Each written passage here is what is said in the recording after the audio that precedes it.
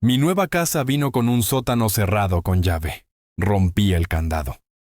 La llave era un enigma oxidado en el llavero que me entregó la agente inmobiliaria. Una única llave, gruesa y pesada, sin nombre ni etiqueta. «Es para el sótano», me dijo sin mirarme a los ojos. Los antiguos dueños lo cerraron con llave y perdieron la llave. Dijeron que no había nada de valor, solo trastos viejos.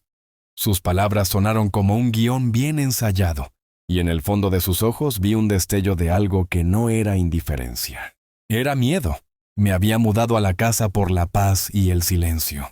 Una casa de campo, lejos de la ciudad, con un jardín grande y una historia que parecía sacada de una película. Pero la paz no era lo que encontré. Un sonido sordo y constante, como un tic-tac, resonaba en las paredes de la casa. Un sonido que no podía encontrar, que parecía venir de todas partes y de ninguna. Y ese sonido me llamaba, me invitaba a la única habitación de la casa a la que no podía entrar. El sótano. Al principio, intenté ignorarlo. Estaba ocupado con la mudanza, pintando, amueblando, intentando hacer de la casa mi hogar. Pero el tic-tac no se detenía. Por las noches, me despertaba con el sonido, un sonido que me daba escalofríos. Y en las mañanas sentía una urgencia, una necesidad de encontrar la fuente del sonido. Sabía que estaba en el sótano. Finalmente, una tarde de lluvia con el sonido del tic-tac más fuerte que nunca, decidí que no podía ignorarlo más. Bajé a la caja de herramientas. Cogí el cortacables más grande que tenía y me dirigí a la puerta del sótano. La puerta era de una madera oscura y pesada, con un candado de latón envejecido y oxidado. Un candado que parecía un monumento a un secreto. El cortacables, al chocar con el metal del candado, emitió un sonido que resonó en el silencio de la casa. Un sonido metálico, un sonido de violencia. Con un último y desesperado empujón, el candado se partió en dos. El trozo de metal cayó al suelo con un eco que me dio la sensación de que acababa de romper una ley. Una regla que no conocía. La puerta se abrió con un gemido, revelando una oscuridad total. Un olor a tierra mojada, a moho y a algo dulce y rancio me golpeó la cara. El tic-tac, que había estado resonando por toda la casa, ahora sonaba más fuerte, más cercano. Era un tic-tac mecánico, un sonido de engranajes que se movían con una regularidad implacable. Encendí la linterna de mi teléfono y bajé el primer escalón. La madera crujió bajo mi peso, un sonido que me hizo pensar que la casa me estaba protestando. El sótano no era un sótano normal, era una habitación pequeña, con paredes de piedra y un techo bajo. En el centro de la habitación, una mesa de madera. Y sobre la mesa, un objeto que me hizo contener la respiración. Era un reloj, no un reloj de pulsera, ni un reloj de pared. Era un reloj de mesa, de un tamaño considerable, con un diseño que parecía una mezcla de ciencia y magia. Estaba hecho de latón y cobre, con engranajes expuestos que se movían en una danza mecánica. En la esfera del reloj, en lugar de números, había símbolos, símbolos que no reconocía. El tic-tac, que había estado resonando por toda la casa, provenía de ese reloj. Mis ojos se posaron en una inscripción en la base del reloj. Una inscripción en latín: Tempus fugit, sed nos manemus. El tiempo huye, pero nosotros permanecemos. Bajo la inscripción, un nombre: Dr. Alistair Finch. El nombre me sonaba de algo. Finch era el antiguo dueño de la casa, un científico y relojero que había desaparecido en circunstancias misteriosas. Los rumores decían que estaba obsesionado con el tiempo, que creía que se podía manipular, que se podía atrapar. Y al mirar el reloj, supe que no eran solo rumores. El reloj no estaba funcionando como un reloj normal. La aguja no se movía. Los engranajes, al tic-tac, no hacían avanzar el tiempo, sino que lo mantenían en un bucle. Un bucle de un segundo que se repetía una y otra vez, creando el tic-tac que había resonado por toda la casa. Miré a mi alrededor y vi la evidencia del trabajo de Finch. Estanterías llenas de frascos de cristal, cuadernos con diagramas de engranajes y símbolos, y una pila de libros sobre el tiempo y la física cuántica. Finch no era un loco, era un genio que había cruzado una línea. Tomé uno de los cuadernos de la mesa y lo abrí. La letra de Finch era elegante y precisa, y sus palabras eran la crónica de una obsesión.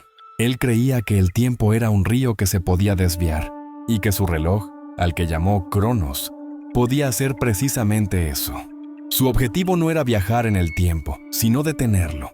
Detenerlo para él y para su esposa, que había muerto de una enfermedad rara. Mi corazón se encogió. Finch no era un científico, era un hombre desesperado. Un hombre que había amado a una mujer con tal fuerza que había intentado detener el tiempo para que no muriera. Había creado el reloj para que su esposa, incluso en la muerte, permaneciera en un momento de paz. Pero había algo más. En las últimas páginas del diario, la caligrafía de Finch se volvía temblorosa, la caligrafía de un hombre que sabía que había cometido un error irreparable.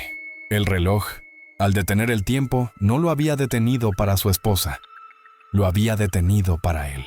Había quedado atrapado en un bucle de un segundo, atrapado en el tic-tac, en la oscuridad del sótano. Mi corazón se aceleró. El tic-tac, que me había parecido un sonido inquietante, ahora me parecía un grito de auxilio. Finch no estaba muerto, estaba en un estado de limbo, no vivo, no muerto, atrapado en el tic-tac. Volví a mirar el reloj. Los engranajes se movían en un bucle, una danza de un segundo.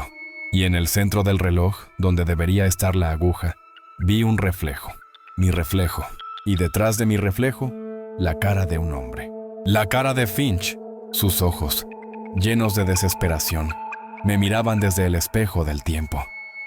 El tic-tac no era un grito, era su corazón, latiendo en un bucle eterno. Y yo, que había roto el candado, ahora era el único que podía oírlo. El único que podía oír el corazón de un hombre atrapado en el tiempo. Y mi propia vida, mi propia paz y silencio, se habían desvanecido en el eco de su tic-tac.